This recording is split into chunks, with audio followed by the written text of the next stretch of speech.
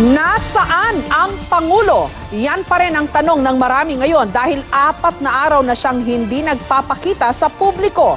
Pero nung tanungin ang 2 miyembro ng gabinete kung nasaan na ang presidente, magkaiba ang kanilang sagot. Bilang tugon, naglabas naman ang Malacanang ng mga bagong litrato ni Pangulong Duterte.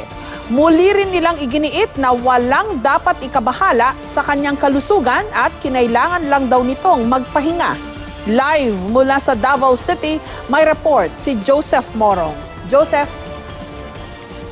Jessica, nandito na sa Davao itong si Pangulong Duterte pasado alas 8 ng gabi nang lumapag ang kanyang sinakyang aeroplano at dumiretso na sa kanyang bahay. Bago umalis dyan sa Maynila ay nagpalabas ng mga litrato itong si Special Assistant to the President Bongo. Litrato ng mga Pangulo na nagpapakita ng trabaho. Ito ay sa harap ng mga haka-haka at mga tanong kung nasaan ang Pangulo itong mga nakarang araw. 4 na araw na hindi nakikita ang Pangulo simula nung hindi siya dumalo dun sa Independence Day celebration noong Lunes.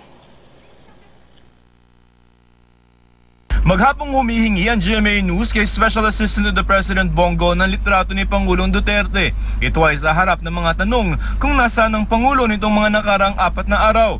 Bandang alas 6 ng hapon, nagbigay ng mga litrato si Go. Kuha lamang daw niya ng mga litratong ito. Sa litrato, makikitang katabi ni Go ang Pangulo. Sa kanyang kanan, makikita sa telebisyon ang ipinapalabas na balita tungkol sa sunog sa London na nangyari lamang kahapon. Mayroon din mga bag sa likod ng dalawa. Ngayong gabi ang sinasabing schedule ng pag-uwi ng Pangulo sa Davao.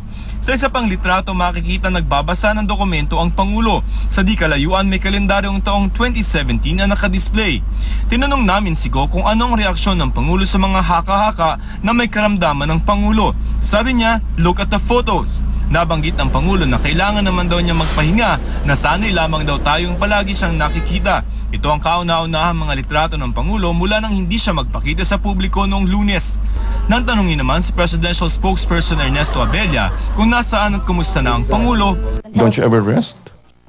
Tila nagkaroon pa ng kalituhan kung sino kina Abella at Health Secretary Ubial ang nagsasabi ng totoo sa kung nasaan nga ba ang Pangulo. Is the President in Malacanang? Because there was a post on social media yesterday that someone saw the President in Davao yesterday. He's still here. He is well. He is in Davao. I think he was prepared to attend the Independence Day celebration in Manila. But there were urgent concerns that he had to stay in Mindanao and to also visit the facilities in Cagayan de Oro. Si PNP Chief Bato de la Rosa tinawagan daw ng Pangulo kagabi para utusang magpunta sa isang speaking engagement ng Pangulo. Maayos naman daw ang kondisyon nito.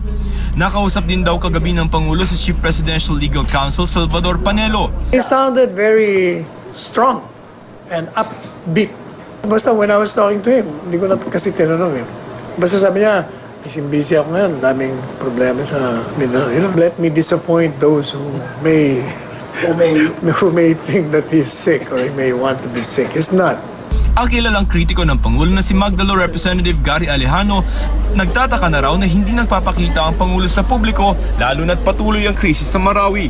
Hindi raw sapat ang paliwanag ng Malacanang na nagpapahinga lamang ang presidente. Hindi raw tuloy maiwasan na mag-alala tungkol sa lagay ng kalusugan ng Pangulo na dapat daw ay malinaw na ipinapaalam ng Malacanang sa publiko dahil national security issue raw ang kalusugan nito. Sabi naman ni Ifugao Representative Teddy Bagilat, ito nga raw ang dahilan kung bakit mahalaga ang transparency pagdating sa usaping ito.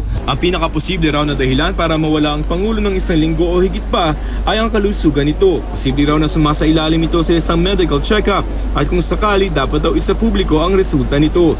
Sa ilalim ng Article 7, Section 12 ng Saligang Batas, nakasaad na dapat ipinapaalam sa publiko kung mayroong seryosong karamdaman ng presidente. Pero pagtitiyak ng Malacanang, The President is well, but there's nothing to worry about in terms of sickness, major sickness. He's taking some time off, so I cannot really give it a definite date. But he's just taking some time off to rejuvenate.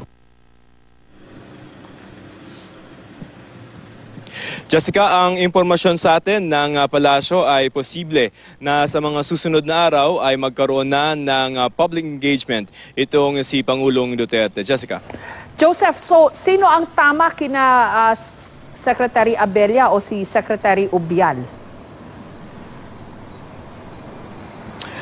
Ganito yan, Jessica. Explain kasi, well, paano ba yan? Ang sa atin kasi, pag tayo kumukuha ng impormasyon, we just don't rely on one person, hindi ba? At the most, 3 or kaya minimum 2 na magsasabi sa iyo kung nasaan ng impormasyon.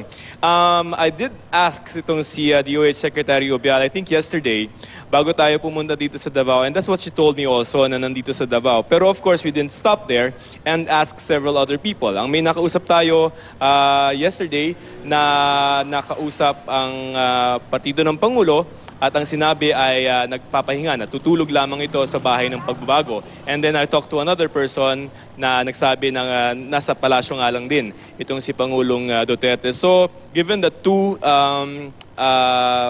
contradicting, the statements that contradict Secretary Obial, I intended to believe the other two, other than Secretary Obial, Jessica.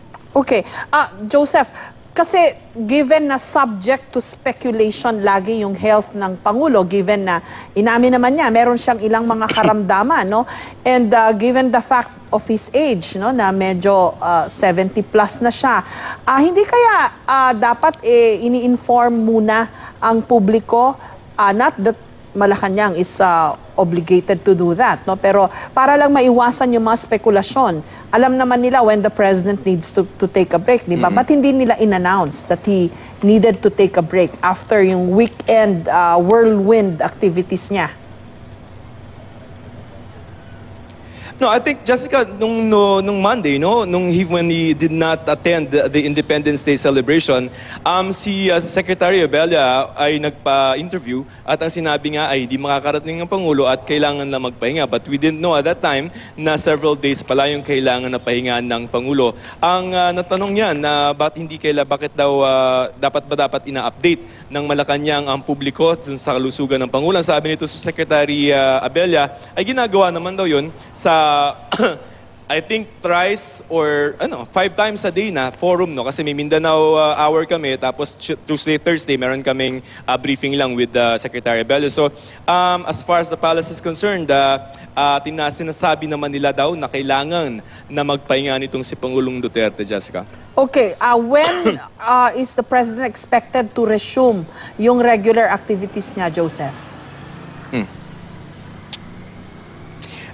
Maybe as early as Saturday, no? Pero forgive me kung hindi pa natin pwedeng sabihin kung saan yung schedule because of security concerns. Pero may nilalatag na lakad para kay Pangulong Duterte ang palasyo, no? So we don't know yet kung matutuloy yun. Pero in the next coming days meron na nakaplano. Jessica, for context lang, no? Hindi naman bago na kumbaga nawawala o nagiging off the radar itong si Pangulong Duterte. But ang difference now, doon sa before. Yung before kasi, sasabihin sa amin, walang public engagements, pero may mga private meetings. Kung halimbawa, nandito siya ng 1 week sa Davao, magkakaroon yan ng mga private meetings, mga cabinet meetings. But the difference now, I think he really needed the rest, ay kinancel yung mga schedule. I think from Monday, meron siyang kinancel na speech na isa, and then may events siya dapat sa Davao this morning na kinancel. So, ang difference lang is may mga events na kinancel. Pero hindi Okay, nawala na po si Joseph Morong sa ating linya ng komunikasyon at sa ating signal. So maraming salamat, Joseph Morong.